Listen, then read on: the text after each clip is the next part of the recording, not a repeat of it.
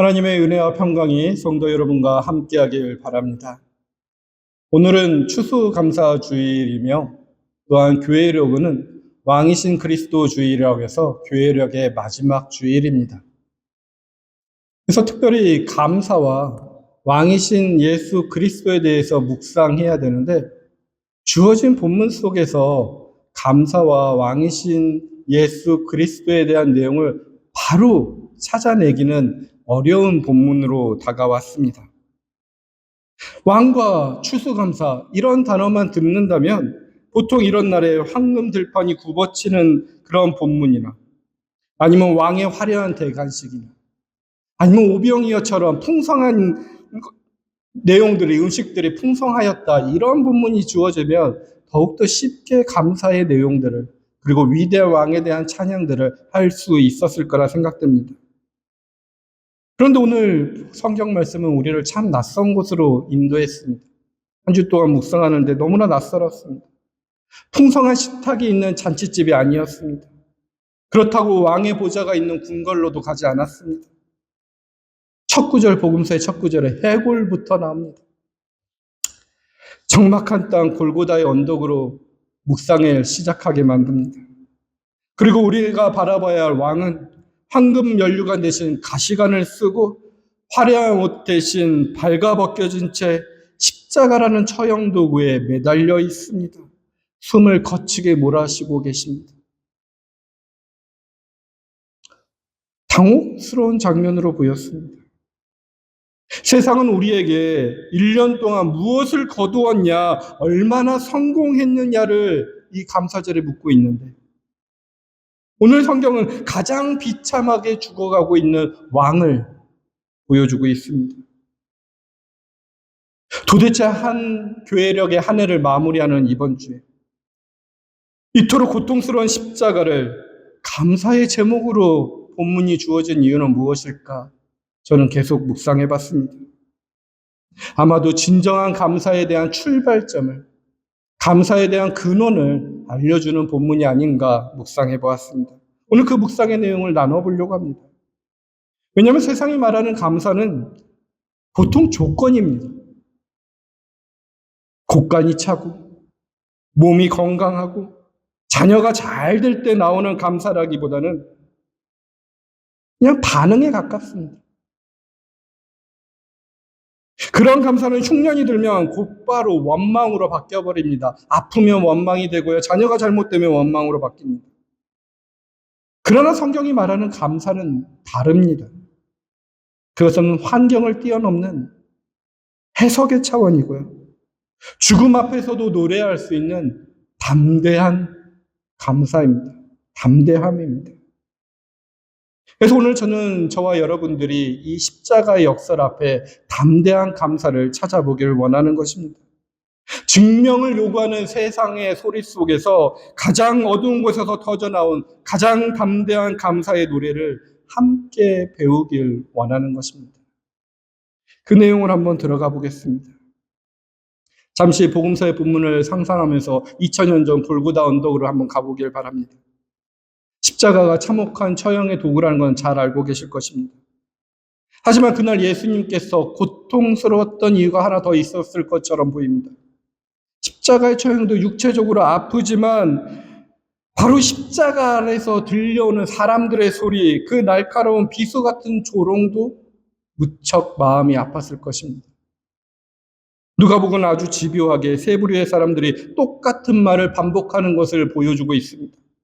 35절에 보니 백성들의 지도자들이 남을 구원하였으니 만일 하나님의 택하신 자라며 자기도 구원할지라 너도 구원해봐라. 37절에 로마 군인들도 네가 만일 유대의 왕이라면 너나 구원하여 보아라 하며 조롱합니다. 39절에 심지어 같이 죽어가는 그 행악자들, 강도들도 네가 그리스도가 아니냐, 너와 우리를 구원하려라 하며 행악자 한 명이 조롱합니다. 지위도 다르고 처지도 다른 이들이 부르는 합창처럼 들립니다. 그 가사는 딱 하나입니다. 네가 진짜 왕이라면 당장 지금 그 능력을 보여라 라는 것입니다. 십자가에 내려와서 원수들을 짓밟고 승리해 보아라. 살아남는 것이 강한 것이고 힘 있는 것이 진리 아니냐 하며 세상의 논리로 그 예수를 조롱하고 있습니다. 근데 이 차가운 목소리는 오늘 우리에게도 우리의 삶의 현장 속에서도 똑같이 들려온다 생각됩니다. 세상은 우리에게 끊임없이 묻습니다. 당신이 하나님 자녀라며? 그런데 왜 이렇게 가난해? 왜 이렇게 실패했어? 너의 삶의 모양은 왜 그 모양이야? 너의 인간성은 어떻게 그 수준이니? 무엇을 보고 하나님을 믿을 수 있겠니? 당신의 신이 진짜라면 성공과 건강으로 증명해봐. 너의 신앙이 진짜라면 눈에 보이는 결과물을 보여봐. 라는 음성이 내 안에 속에서도 세상 사람에게도 계속해서 들립니다. 이러한 세상의 압박 속에서 우리는 작아집니다. 소위 갑들의 횡포 앞에서 우리는 초라한 을의 모습을 띌 때가 많습니다. 겁사람의 눈으로 보면 십자가에 달린 예수님은 분명히 실패자요 무능한 죄수일 뿐입니다. 이런 무력한 분을 왕으로 모시고 감사한다는 거 어리석습니다. 그러나 성도 여러분, 이 지점에서 우리는 다시 한번 새로운 눈을 뜨고 예수를 바라봐야 합니다. 성경의 또 다른 목소리를 한번 들어보십시오. 오늘 함께 읽었던 골로새서의 말씀 1장은 십자가에 무력하게 매달린 바로 그분의 진짜 정체를 우리에게 폭로합니다. 세상은 그를 실패한 인간이라 조롱했지만 바울 사도는 그분을 향해 이렇게 선포하죠. 15절 16절 말씀 보십시오. 골로새서. 그 아들은 보이지 않는 하나님의 형상이시요 모든 피조물보다 먼저 나신 분이십니다.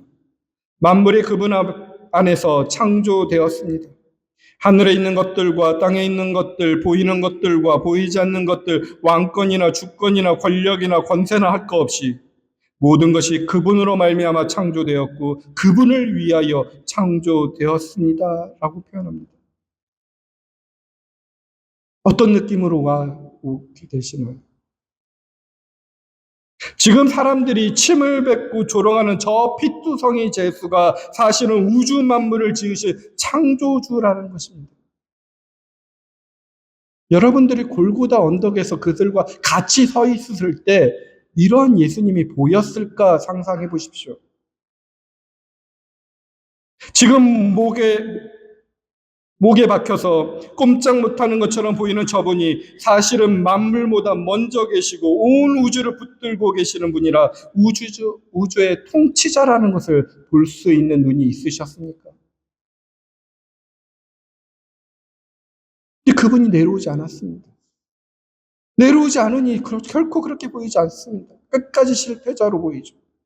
근데 그분이 왜 안 내려오셨나요?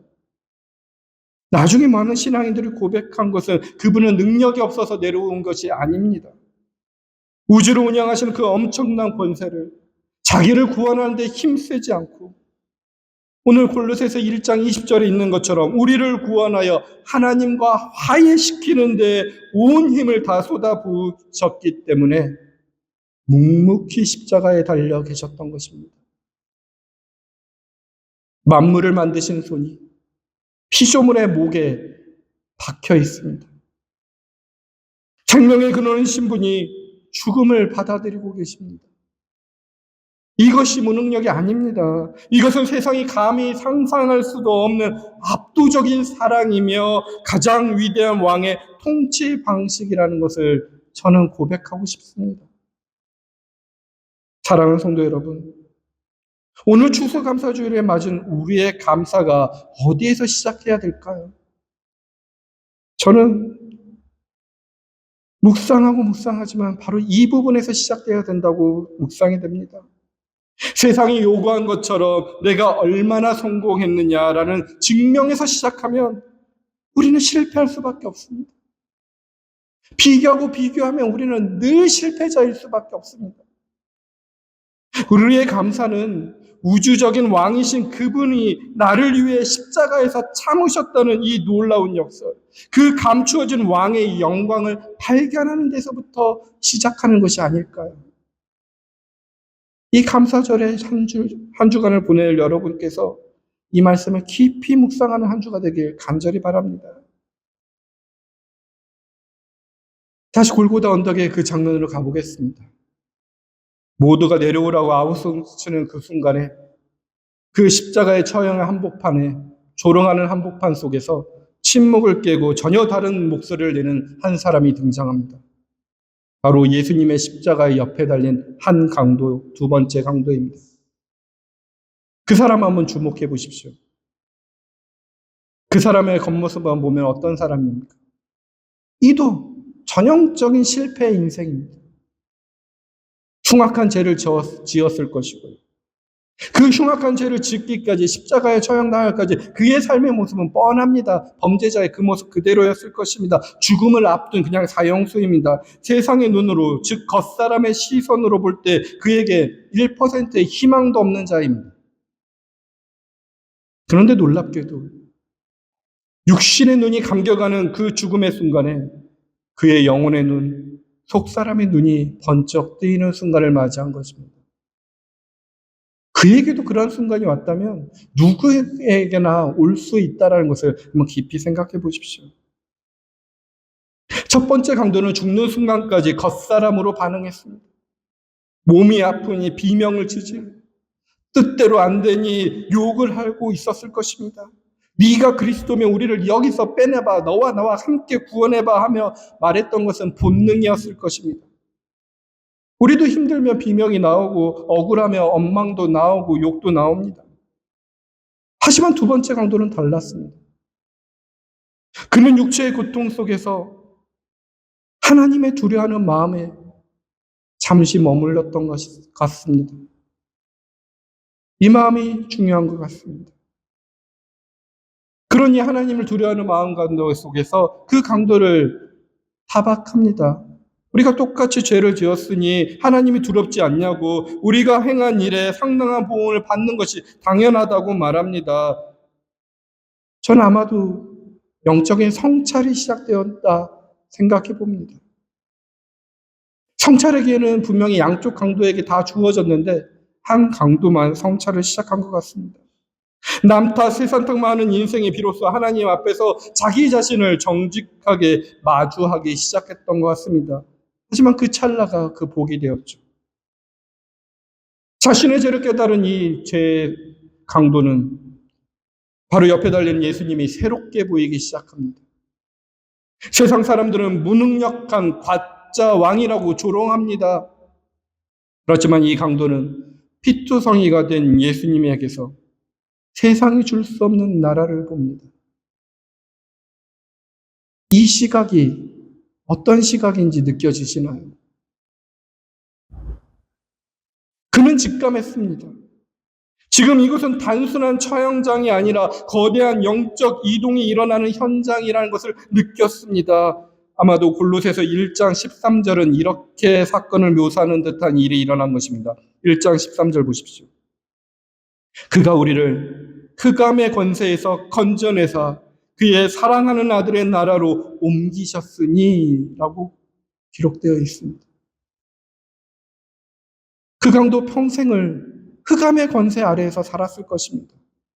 욕망이 시키는 대로, 세상이 시키는 대로 살다가 결국 십자가의 심판대에 서 있었을 것입니다. 그런데 옆에 계신 예수님을 보는 순간 그는 자신이 옮겨질 수 있는 존재라는 것을 느꼈던 것입니다.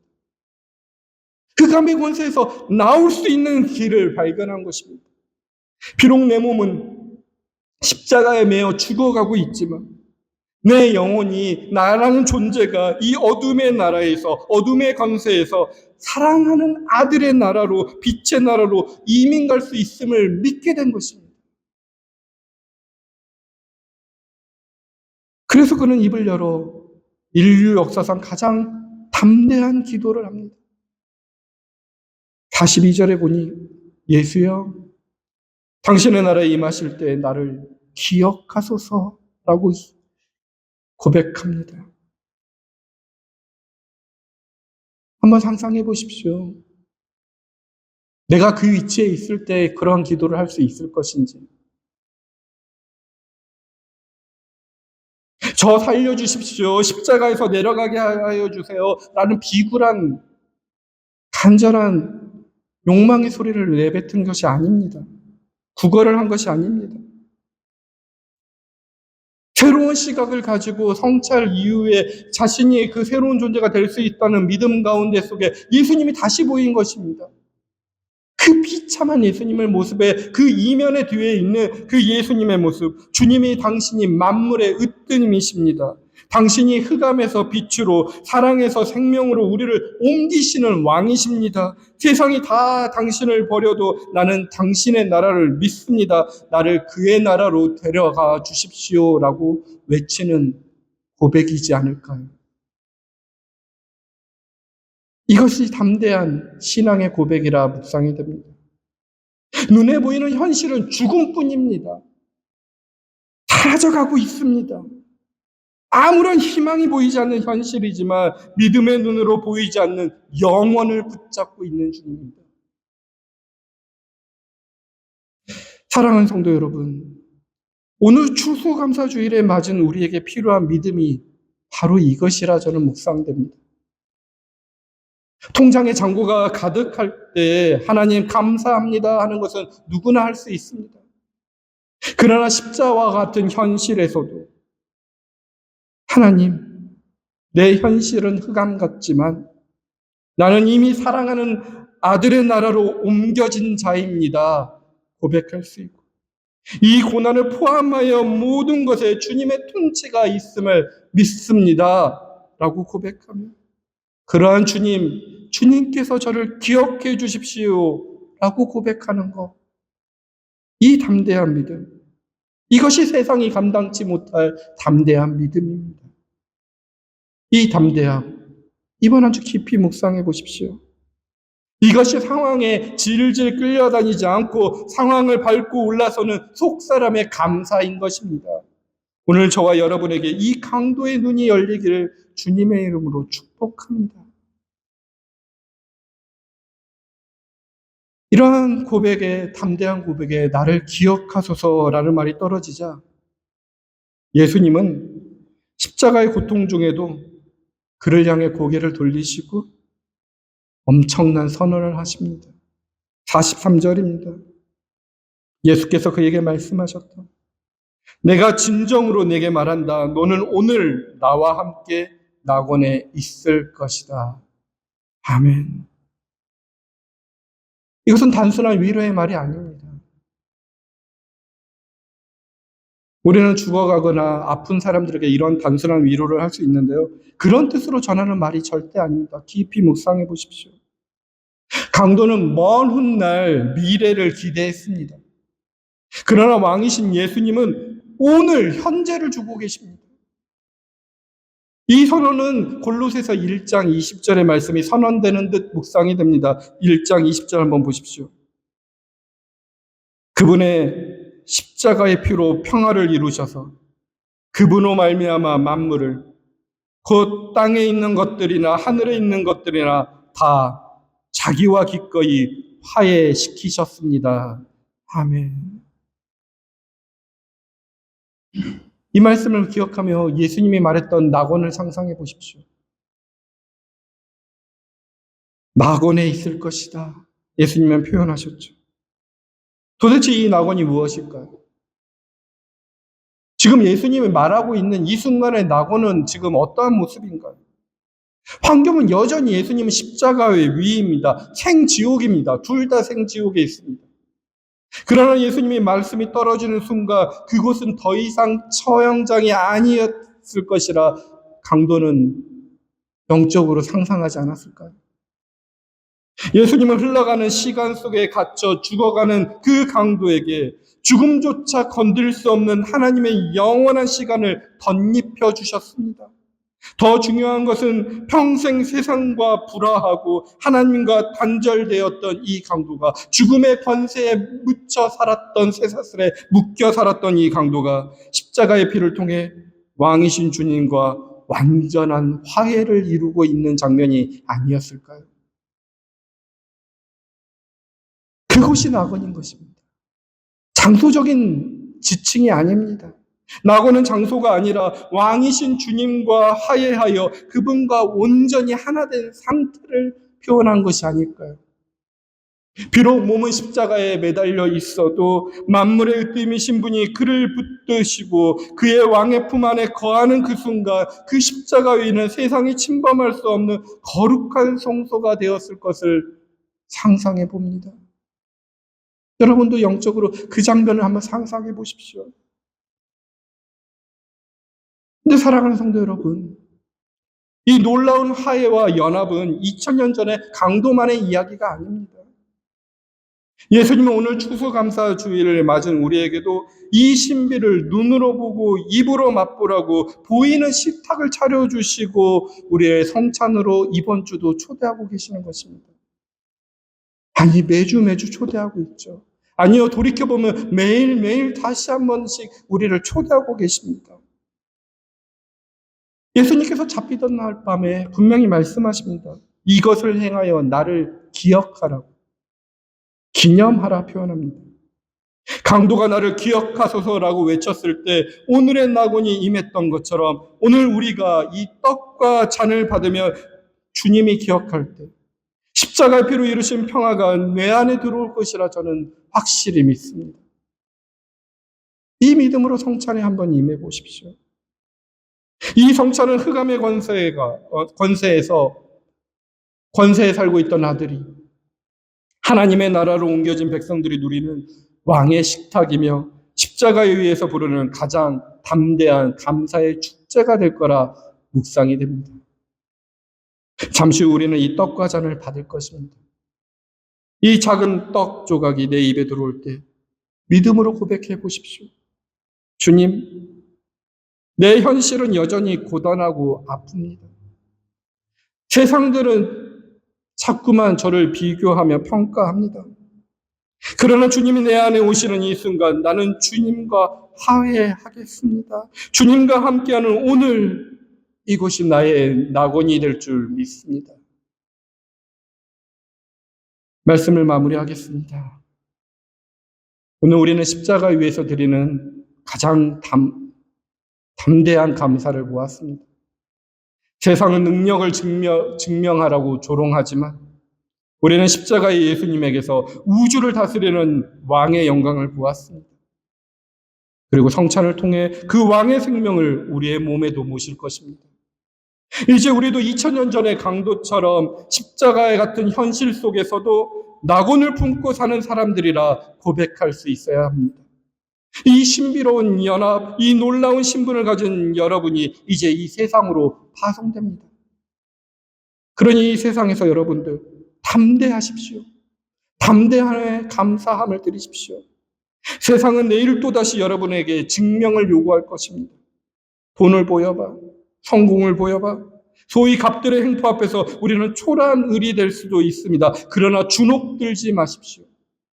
여러분은 흑암의 권세에서 사랑하는 아들의 나라로 옮겨진 존귀한 하나님의 나라의 시민이며 백성이며 하나님의 자녀들입니다. 세상의 평가가 여러분의 가치를 증명할 수 없습니다. 또한 세상에 나가서 화해의 직분을 감당하십시오. 우리는 십자가의 피로 하나님과 화해한 자들입니다. 이제 여러분들의 서 있는 곳을 낙원으로 바꿀 의무가 우리에게 주어졌습니다. 돈과 힘으로 사람을 나누는 세상의 풍조 앞에 아니오라고 말하십시오. 나보다 약한 자들을 밟고 올라서는 대신 그들의 짐을 나누어지고 그들을 존중하십시오. 분열과 다툼이 있는 곳에 십자가의 평화를 심어 보십시오. 그래야 하나님께서 거룩하고 흠이 없고 책망할 것이 없는 자 22절에 말했던 것처럼 그렇게 자랑하실 만한 세상이 감당치 못할 담대한 감사의 사람들이 되는 저와 여러분이 되길 주님의 이름으로 간절히 축원드립니다. 살아계신 하나님 아버지, 조건이 아닌 믿음으로, 증명이 아닌 고백으로 드리는 담대한 감사를 회복하게 하여 주옵소서. 이제 성찬도 받고 주님과 연합한 저희가 세상으로 나아가고자 합니다. 세상은 여전히 거칠고